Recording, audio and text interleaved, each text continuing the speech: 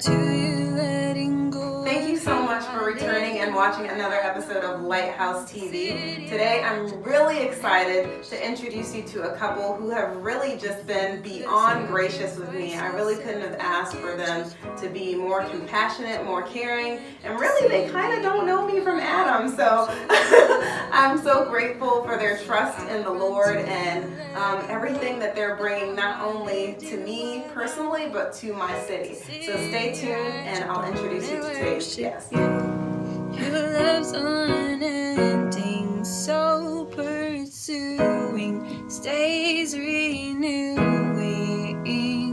my heart. So pour the load of love you hold, God. Show me more of who you are. If you could sacrifice yourself again, just for me, you'd go to the end to see me. Welcome back. Thank you so much for joining us at Lighthouse TV today. Today I'm excited to bring to you our special guest, Lady Sherry Sanders and Pastor Greg Sanders. Welcome, welcome. Thank you. And it's a little strange for me to be welcoming you because technically I'm in your church.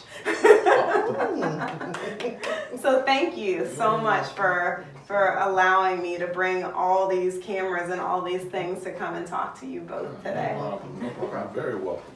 This has been, to me, like, I feel like this has been a long time in the making, although it hasn't really been that long. Yeah. But ever since I started watching what you were doing, what you both were doing here in Gardner, I just wanted to talk to you. You are not originally from here, but you are from Detroit, right? Well, I am from Detroit, Michigan. I'm a transplant.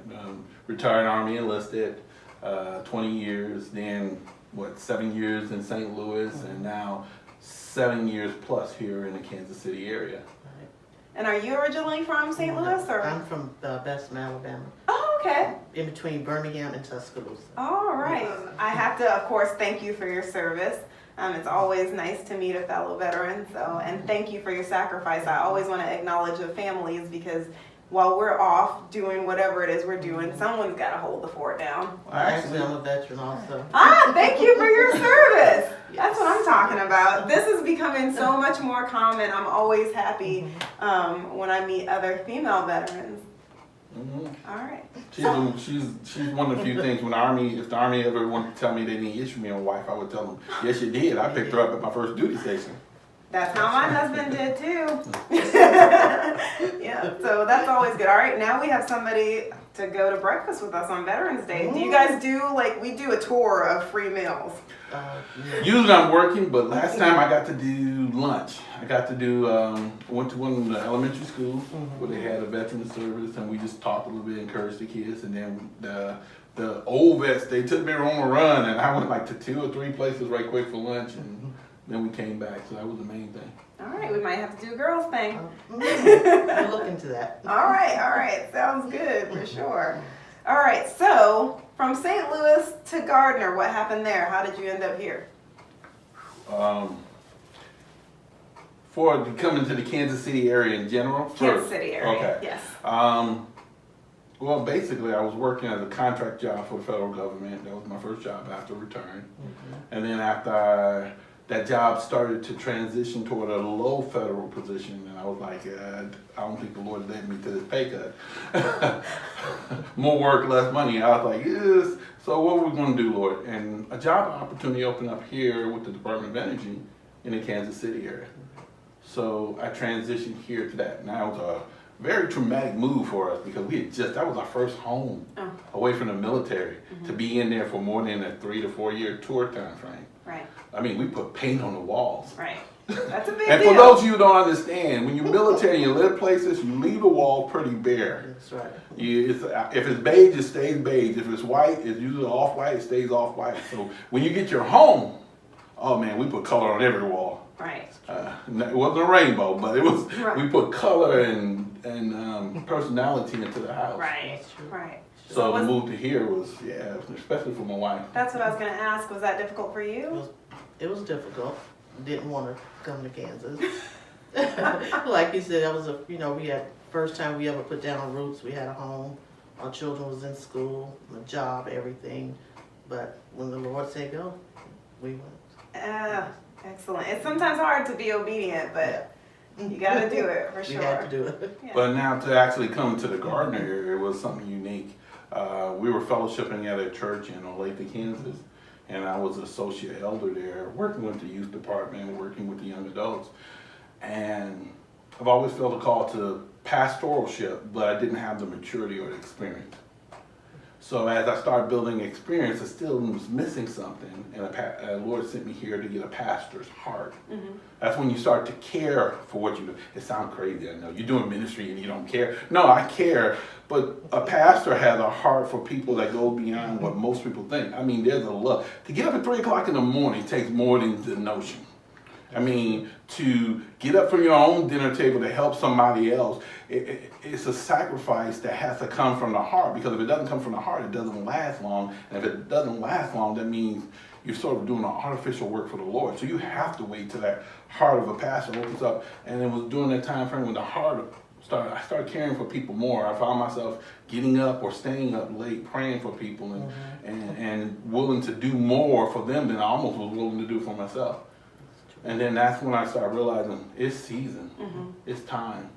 And plus I was outgrowing, and I don't want to make it sound bad, but the Lord was calling my ministry up in me, so I was getting bigger than the pot I was in. And so, okay, we're going to start looking. We started looking around to see, Lord, where would you have us have a church at? Where would you have us do? Even was offered a church to pastor during that time frame, but we declined it because it just wasn't where the Lord was leading us to be. Right. So you had come from St. Louis to Kansas City for a Department of Energy job. While you're here, you started to feel that stirring. So how did you feel about that? Like, knowing what an investment of time, once again, you come from military where you have that. How did you feel about him saying, okay, I think this is where the Lord is leading me? I knew it too. I mean, we had fellowship for almost 7 years there, and I knew around the 5th year, because God was basically tugging at both. And so we knew what was coming, but, we had to wait until God said no. Right. And that's what happened. We waited until he said no. Very cool. Very cool. Yes. So, and I almost I just want to get there. This is terrible. And normally when I interview people, I try not to know too much about them because I want to discover along with everyone else. But this part, you guys, this part about when you decided, and when you started to look and see where that church home would be. Well, I was driving around with my wife, and right now we live in the southern part of Olathe, right at the edge of Gardner. And we were driving around looking at places. I was looking at empty grocery stores and saying, ooh, that'll make a good church. We can turn. I was looking at I started getting online looking at buildings. I started driving around. I was in the next, I was in Overland Park. I was all over the place. And the Lord said, go look down at Gardner. So we started looking down at Gardner. We have some friends down this way. And so we started coming down this way. And as we started coming down this way, we saw some opportunities and we started investigating them. But we still weren't sure where we were supposed to be. That's right. So with my feelers out all different directions, I'm laying it up before the Lord and say, now tell me something. I need you to confirm the call. The way would you have me be? And during that time frame, I'll let my wife start on this part of it. Strange little things start happening. Yes, so back in April of 2016. 16? Yeah, we started in 2016. 16, right. When we knew that the Lord had called us away from the ministry we were at and we were going somewhere. And we started receiving phone calls based in April of 17. Well, we started August. receiving a few calls in 16. In It was 16. seldom. Yes.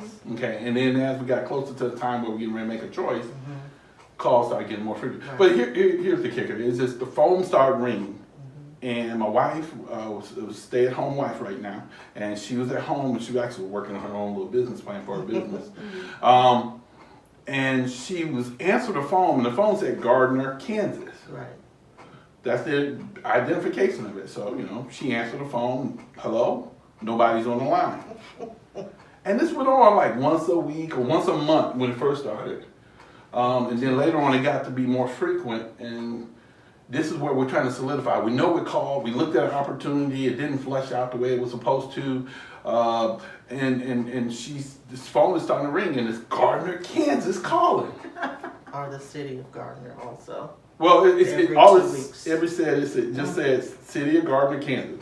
Now, she finally got fed up with the call, so she started telling me about it. So I work in security. I'm a security oversight manager, so I know different security things. Like, I'm not an IT specialist, but I know a little bit with IT, a little bit with this, a little bit with that. So I got on my little thing, and I started checking out, trying to find out.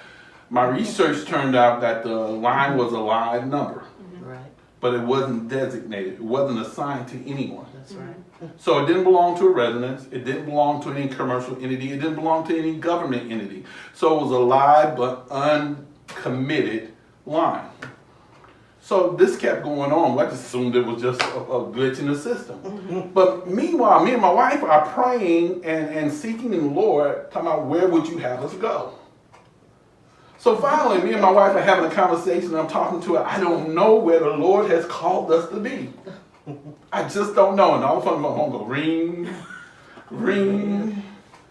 I said, who's calling us? And I pick up the phone, and it's Gardner, Kansas. Gardner, Kansas. And it's like, duh. Gardner, Kansas is calling us. That's right. Sorry. And so we put the 2 + 2 together and came up with the 4. And so we started directing all of our efforts to coming to Gardner, Kansas. When was that, last month where you did the other interview? 2 months ago. What's the gentleman's name that interviewed? Kyle Walker. Okay, so I'll make sure that I link his information because that was a great interview as well. But that was the first time I heard you say that the number was live but Yes. not committed. And that's exactly how I feel about our community sometimes. Like, I feel like here we are as the body of Okay. Christ. We are live. We understand that we're redeemed and we have salvation, Uh-huh. but we're not committed. And so for you to say Gardner's calling, this number is live and not committed, like I'm looking at the interview and I'm like, okay, Lord, we doing that today? We're just. Wow. So it's so funny because I always tell people I wish I had a direct line, and you legitimately had a direct line. That's correct. Yeah. Oh, my That's gosh. wow. That's impressive. I mean, I said it because that's what the Lord revealed for me to say it, because that's what it was. It was live and uncommitted. It was a line that was there. But for you to say about the Gardner community and the Christian community in the Gardner in particular being live and uncommitted, I mean, it's kind of the thing that me and my wife have always seen as a vision in the church. To not just, so we're not coming in here to compete with other churches. Right. We're not coming here to compete with any other pastors or any other ministries. We're coming to bring what the Lord gave to us to bring. And it's part of the body, not the whole body, part of the body. So we want to work collaboratively with other parts of the body. There's no reason for us as a church ministry to start a food, what they call it, food pantry, if another church is doing it. Right. We should be able to commit toward them to strengthen what they're doing in the food pantry, and then it works for all of us. Right. Why would I want a clothing closet or a loan closet for clothes when somebody else is doing it? What is the gap? What is our talent? What is our ability that would enhance the body and bring health? Because you got to remember, I'm sorry, I'm like gone. No, go. When one part of the body is sick, the whole body is sick. Absolutely. If your appendix start swelling and start getting infected, your whole body almost shut down. Right. And it has a purpose. Right. So if we can come together and we can work as a whole and everybody do their part, the body stays healthy and whole, and then it benefits everyone it comes in contact with. And that's like the core of what we want to do. When the Lord finally laid out the garden of where we're coming, I started visiting churches, and that's where we met. Right. Okay. I started visiting churches. I'm visiting to meet pastors, shake their hands, show myself friendly, because I want to love. Whoever God sends to your congregation is for your congregation. Praise the Lord. And honestly, like, as somebody who's been active in my church for a long time, there are times when people come to our church and they don't quite feel what they expect to feel, or maybe it's not quite the same experience as the church they're used to from their home. Right. And I love to be able to say, you know what? what you need to do is go down the street. Mm-hmm. And I don't get to do that if we don't partner with one Right, another. yes. We don't get to understand, I'm not going to refer to anyone to somewhere that I don't know as a Bible believing church. I want to Yes. know what you stand Mhm. for. And the only way we can do that is if we collaborate together and work together and say, all right, let's come alongside each other. All right, some churches are going to resonate a little bit more with some people, and some are going to resonate more with others. So I love that we have options here. Mhm.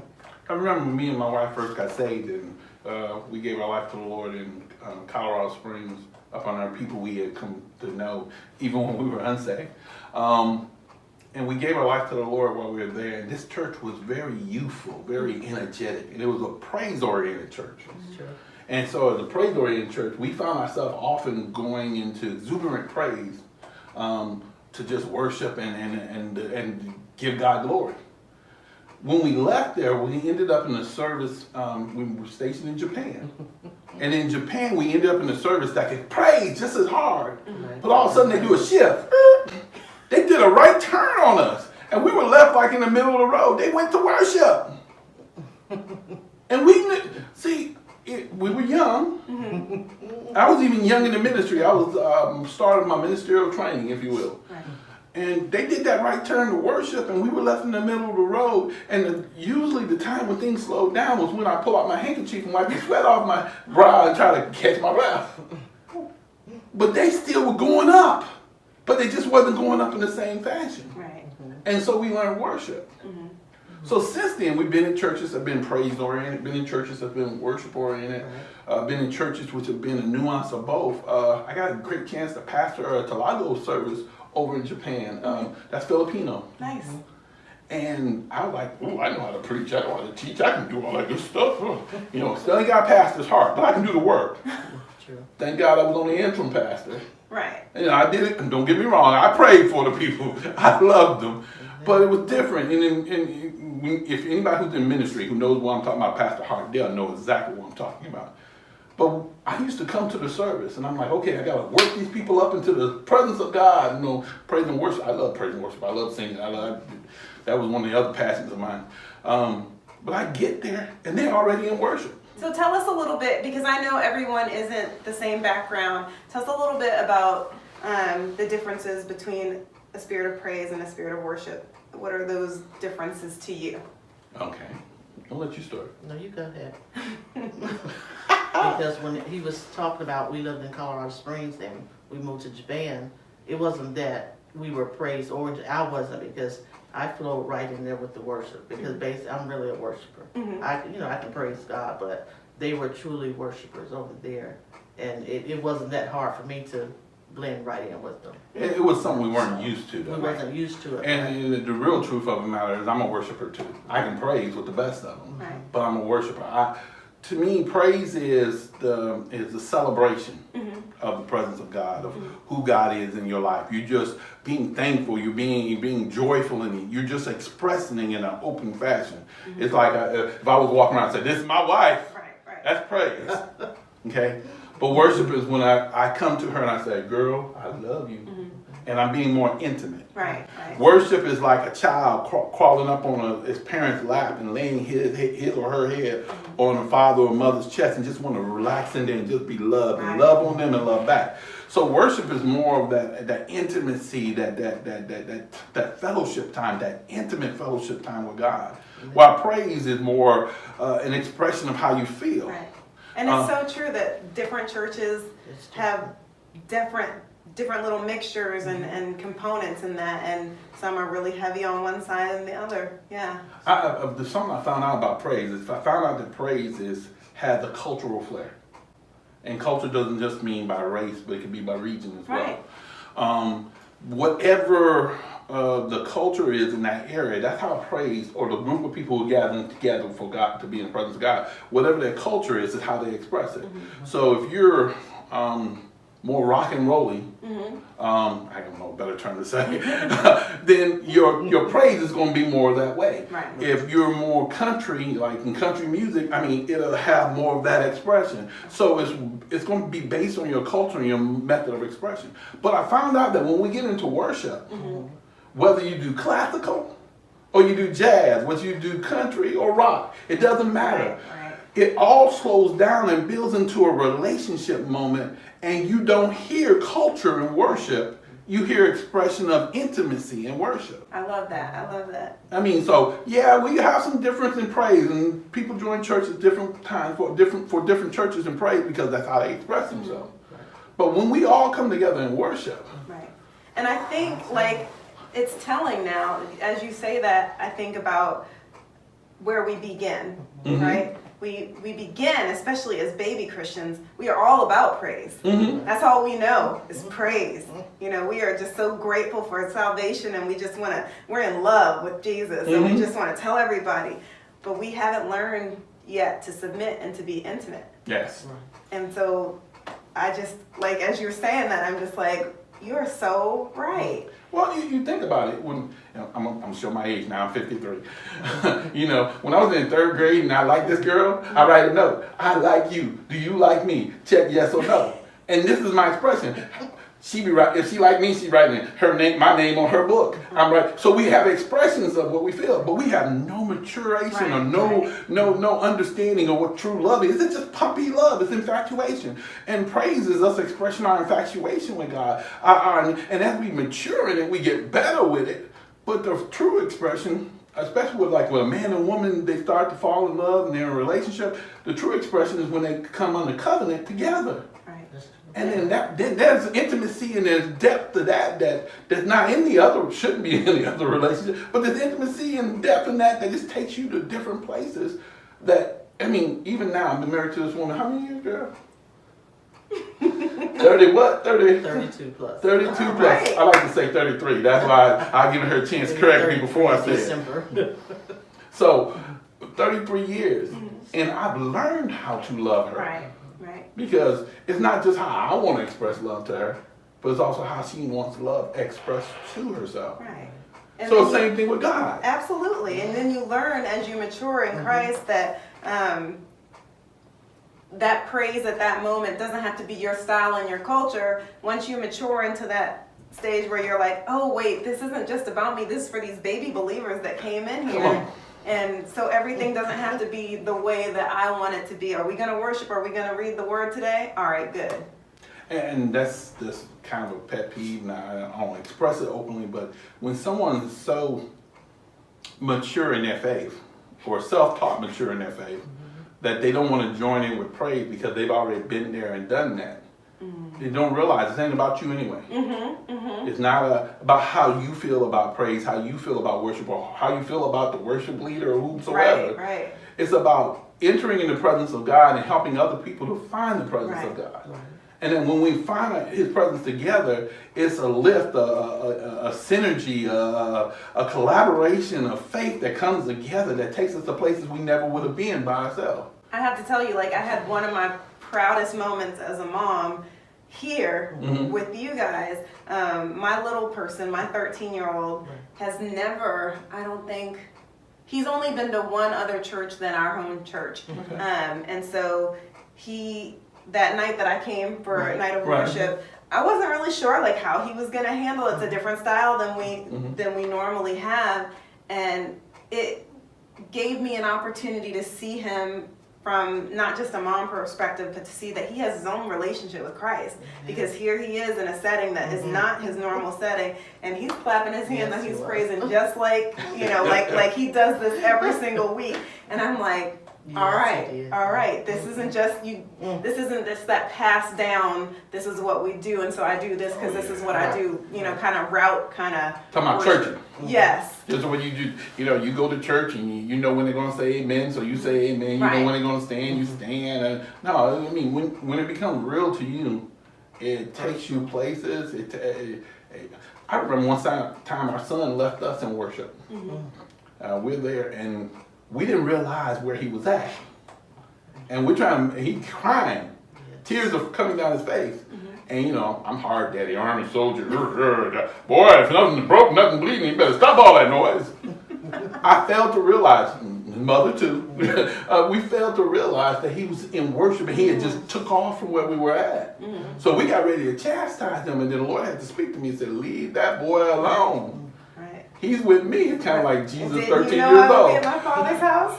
Oh, so and so those are the things we learned, you know, because children's hearts are so pure. So because their hearts are so pure, they have a tendency to leave us when it comes to worship. I mean, that's why you see a baby. There's that viral video of that little blonde girl doing like this. And you see her and then she raised her hand and she started doing like this. She's not mimicking adults. That's right. Let's put it this way. She may have started by mimicking them, but she was in the presence with God. She was in the worship the adults couldn't get into. Because they don't have those inhibitions. And they don't have those, like, it's like, even like I said with my son, you know, I see him from the mom's perspective. I know his room is dirty. I know, like, I have no falsehoods about I love you, Bean, if you're watching, but I don't have mom goggles. And so I know that he, you know, he is human just like I am. Mm-hmm. But to see that, and it was beautiful. Right. Yeah. Those are the moments that they give us encouragement as parents. In particular, with me and my wife, I'm seeing our children. Mm-hmm. Our children are 30, 25, and 20. Mm-hmm. Boy, girl. And to see them enter into their own relationship, to see them carry forth. My younger son, 25-year-old, he's like on a mission to find his place and his purpose and things, and he's working toward these things. And I'm very proud of him. Mm-hmm. But he hasn't taken the path that his older brother took, that she took, or I took. Mm-hmm. He's got his own path. Right, that's right. And I look at him and I'm like, in some aspects, at 25, he's so far beyond where I was. And then in other aspects, I'm like, well, you know, old school training could help a little bit. But I'm so proud of him because he has to find his place in the body, and his place in his belief structure. Everybody got to come to the reckoning. You have the truth of God's word. Mm-hmm. You have the principle that applies to it. But you have to come to your own reckoning of a revelation of how to apply it and work it in your life. Right. That's true. And it's interesting, like when you say that, like I think about our pre-interview questions, right? And so I know that you knew the Lord at a young age, but you really didn't commit to the Lord until older. So what do you think set the stage for that? What prepared your heart? What made you just kind of be at a place where you were ready to go ahead and say, you know what, now I have this covenant? Me and my wife were married about 5 years at the point where we gave our life to the Lord on the same day. And although we were married and committed to each other, we were committed to each other in our own strength. That's right. And also in our own weakness. Mm-hmm. So we were at a point in our relationship where we were make or break. Mm-hmm. We had to figure out what we were going to do.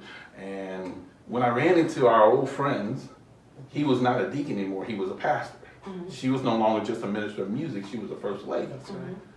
And I was like, Sister Precious. Oh, Sister Precious. She's passed on to glory now, but that's right. She was always an encouragement to me when I was in the world, but all my friends seemed to be church people. You know, so I like to see them. I would even drive them to church and wave to them as I drop them off. And they say, you got to come in for this program. So I come in for a program. Lord, much props, love you, but not now. Just give me another chance.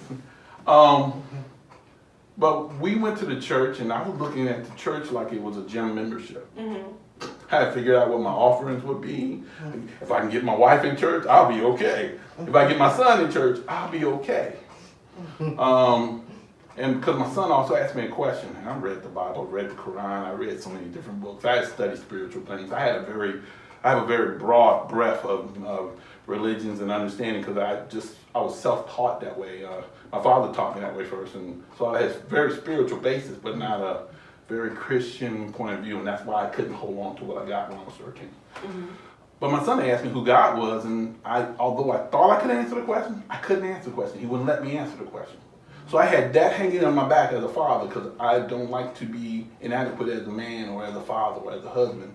I already failing as a husband. I was already kind of failing as a man. And he asked me something as a father, and I was getting ready to fail at that. So I was trying to do something to fix it. So we went to the church. I don't know what you saw. I saw the man was hurt by something that happened in the church. And as he was preached, the Lord touched and started healing his heart. And I could see his heart. And then I saw a picture of my heart. And I knew I needed to be healed. To sit here at your throne and worship you.